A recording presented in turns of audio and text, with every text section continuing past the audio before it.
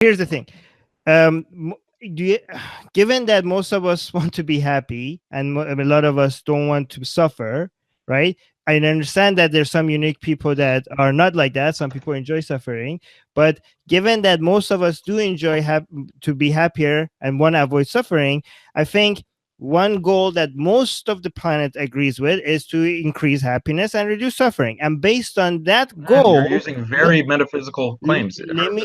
Happiness and suffering are completely very different. What constitutes happiness, right? But is it just dopamine going into your brain, like carnal pleasure? Is that constitute happiness? Because philosophers greatly differed on what happiness is, right? But, all right, whatever that happiness is, we can define it.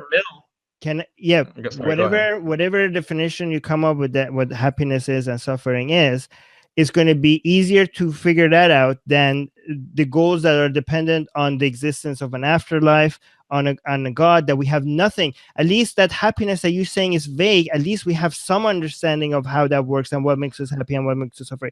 Our understanding of that might not be very complete, or there's a lot of holes in this and disagreements about how we define this. But goals based on achieving that are going to be more consistent and more worthy of achieving than goals based on good and bad and goals. I can concede, like I was going to respond to Armin right now, that sure. I can see that, sure, let's make it the goal of all law to be the pursuit of happiness and to maximize people's happiness, okay? And to reduce harm and suffering. We can agree on that, like I can concede on that, and we'll just have very different perspectives on what happiness actually entails, right? Right, and that's a good discussion to have. Yeah, that is a good discussion to have, because why should one definition of happiness be instituted at the state level and imposed on everyone, right? Why should one definition of harm and what constitutes harm be established by the state and imposed on it's not imposed on everybody if people get together. The law presupposes a definition of harm. It presupposes a definition of happiness. Well, let me finish my sentence. But now you're moving towards the anarchy. Can I just finish my sentence? It's not imposed on you if you are picking your government, if you are choosing your representatives, right? Then it's not really imposed on you. You hired them to do this as a community. I don't know if you are able to hire your politicians in Canada, but that's not the way that works in the U.S. Yeah, I mean, I agree with you. If you're trying to point out that these government has flaws and some and many of the representatives are actually answering to lobbyists instead of people and this and that. If you have those issues to bring up, I wouldn't deny that. I agree with you on that.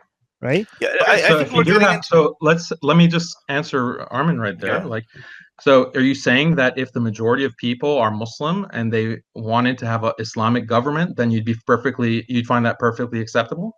Well, no, but I wouldn't try to impose on them something different. I would try to move from the ground up, right? So instead of putting a dictator on them to put them an un-Islamic government on them, I would try to reach out to them and tell them that they are mistaken to think that sacrificing this life for another one is a right. So what if they're not convinced and they elect a hardline conservative Muslim government? So you wouldn't have an ethical problem with it. How do you call yourself a secular jihadist? No, there's a difference between saying would you have a problem with it or would you force something on them. I would not force anything. I would not force an Islamic. You're not in a position to force anything. I'm just asking. I would definitely have a problem with it, but there's nothing I can do about it. But that's exactly what you just said. That's what you said. That's something that should be allowed, that people should decide for themselves. Yeah, of course, I agree with that. People should decide, but if they decide the wrong thing, am I going to be happy about it? No, of course I'm not going to be happy about it. For example,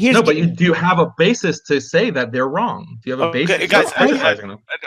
Sorry, I'm going to say one more. Let me just give you one example. If somebody thinks that woo and alternative medicine is going to cure their cancer, and I think they're wrong, am I going to force chemotherapy and modern medicine on them? Of course not. Do I think they should be allowed to go and get alternative energy? Of course, I think they should be allowed to go get no alternative energy, not energy, alternative medicine. Yes, they should be allowed to go. But if you ask me, am I fine with it? Of course, I'm not fine with it. I think they're making a big mistake. I will try to educate them, but I think they should be able to choose. There's a difference between. Okay, so you say that they should have the ability to choose. So if they choose a theocracy, let's say, then you'd be fine with that. You wouldn't have objections and saying this is not right. Well, they shouldn't be able. You can say that's not what you can. Of course, you can say that's not what I would personally choose. Sure, of course, you can say that. I think they have made a big mistake. Of course, I would. They should be able to choose a theocracy. So guys, I think we're right now. They should be able to choose a theocracy, but I think it's a big mistake. Yeah, so I'm jumping in because I think we're repeating ourselves, and we're really way out away from the topic. So